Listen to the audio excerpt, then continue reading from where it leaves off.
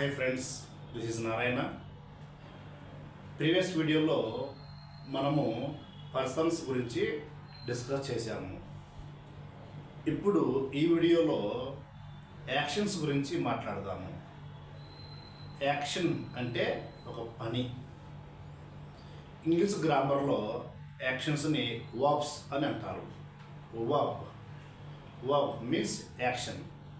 Action అంటే మనం చేసే పని.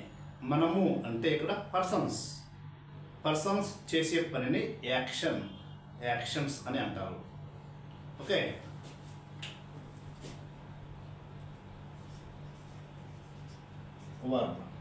వర్బ్ అంటే ఏంటి? ఇక్కడ వర్బ్ అంటే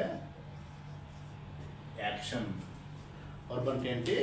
యాక్షన్ అంటే మనం చేసే పని యాక్షన్ అంటారు. ఇక్కడ ఒక యాక్షన్ని డిఫరెంట్ ఫామ్లో చెప్పుకోవచ్చు మనము. అంటే యాక్షన్ అవుతూ ఉంటుంది, అది అయిపోయింది, అవుతూ ఉంది, ఇలాగా డిఫరెంట్ ఫామ్స్లో చెప్పుకోవచ్చు. సపోజ్ క్లాస్కి వస్తూ ఉంటాను. జనరల్గా క్లాస్కి వస్తుంటాను అది జనరల్గా జరిగే పని. క్లాస్కి వచ్చాను అంటే అది అయిపోయిన పని. క్లాస్కి వస్తూ ఉన్నాను అంటే ఇప్పుడు జరుగుతూ ఉన్న పని. చూడండి, వస్తున్నాను అనే ఒక వర్క్ని, అనే ఒక యాక్షన్ని వస్తుంటాను అంటే జనరల్గా వస్తుంటాను మీనింగ్. వచ్చాను అంటే యాక్షన్ అయిపోయింది. వస్తూ ఉన్నాను అంటే యాక్షన్ ప్రజెంట్ జరుగుతూ ఉంది. తిన్నాను,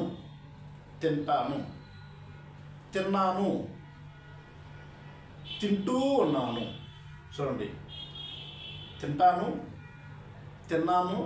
తింటూ ఉన్నాను, అదొకటి. ఇంకా నోట్స్ రాస్తాను నోట్స్ రాశాను అంటే ఆల్రెడీ అయిపోయింది. నోట్స్ రాస్తూ ఉన్నాను అంటే ఇప్పుడు ఆ పని జరుగుతూ ఉంది. నోట్స్ రాస్తూ ఉన్నాను. ఇలాగ ఒక పనిని మనము డిఫరెంట్ వేస్లో చెప్పచ్చు. వర్బ్ని డిఫరెంట్ ఫామ్స్గా మనం రాసుకోవచ్చు. Like verb form 1, verb form 2, verb form 3, verb form 4, అలాగా షార్ట్కట్లో V1, V2, V3, V4గా రాసుకోవచ్చు.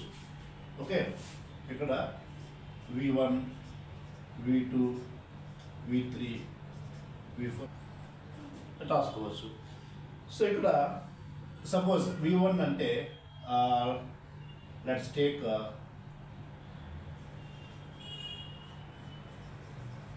కంప్లీట్. ఇక్కడ V2ని completed. V3 also completed. V4 అంటే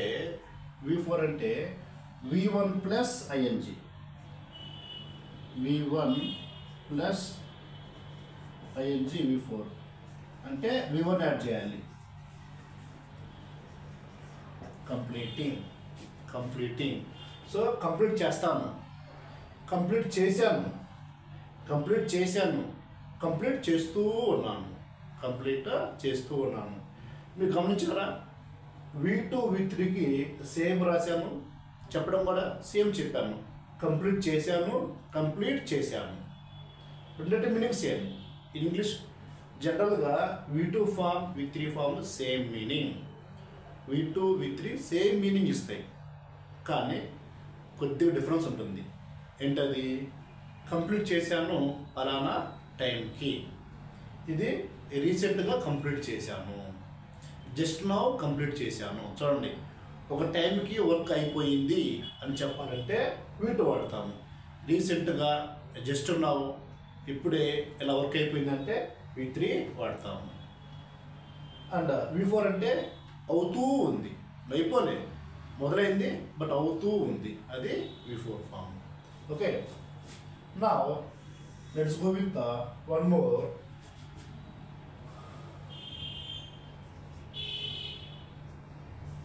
right, wrote, written, writing. Write, wrote, written. Write, wrote, written, writing. Write అంటే notes రాస్తాను. అది నిన్ననా, ఇవాళనా, రేపా కాదు, జనరల్గా రాస్తాను. నోట్స్ రాస్తాను, లెటర్స్ రాస్తాను, హోంవర్క్ రాస్తాను.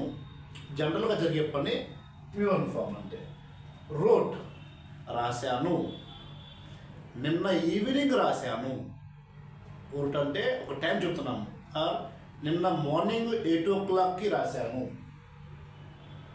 ఇవాళ మార్నింగ్ 9 o'clockకి రాశాను. అది రోట్.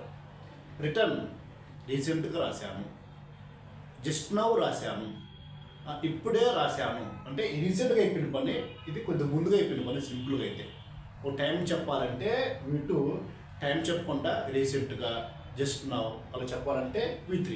బట్ రెండింటి మీనింగ్ సేమ్, గుర్తుంచుకోండి, అయిపోయిన పని. రైటింగ్ రాస్తూ ఉన్నాను. ఓకేనా? అలాగా ప్రతి వర్క్ కూడా. ఓకే, సో ఇలాగ డిఫరెంట్ ఫామ్స్ ఉంటాయి. ఇక్కడ మీరు ఇంకోటి గమనించారా ఏంటంటే V2, V3 సేమ్ ఈడి, బట్ ఇక్కడ ఈడి లేదు. గమనించారా? అంటే V2, V3 ఫార్మ్స్ ఈడితో ఎండ్ అయితే అవి రెగ్యులర్ వర్బ్స్. V2, V3 ఈడితో ఎండ్ అయితే రెగ్యులర్ వర్బ్స్. ఈడితో ఎండ్ అవ్వకపోతే irregular verbs.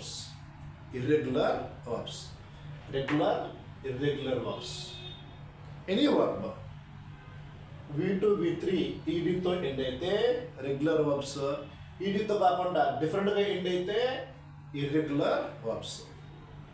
ఓకే, సో ఇలాగా వర్బ్స్ చాలా ఉంటాయి అన్నమాట. సో మనం ఏం చేసాము, ప్రీవియస్ క్లాస్లో పర్సన్స్ డిస్కస్ చేసాము. ఇప్పుడు వర్బ్స్ గురించి ఇంట్రడక్షన్ చూసాము. సో నెక్స్ట్ క్లాస్లో 1 by 1 ఇన్ డెప్త్గా నేర్చుకుందాము. ఇది ఓవరాల్గా different forms of verbs. Next వీడియోలో కంప్లీట్గా V1 అంటే ఏంది, ఎప్పుడు V1 వాడాలి, ఏ పర్సన్కి V1 వాడాలి, ఇంకొకటి V1S ఉంటుంది, V1S. సో కొన్ని పర్సన్స్కి V1, కొన్ని పర్సన్స్కి V1S ఎలా వాడాలి అనేది నెక్స్ట్ వీడియోలో వెరీ క్లియర్గా చూద్దాము. Till then, thank you.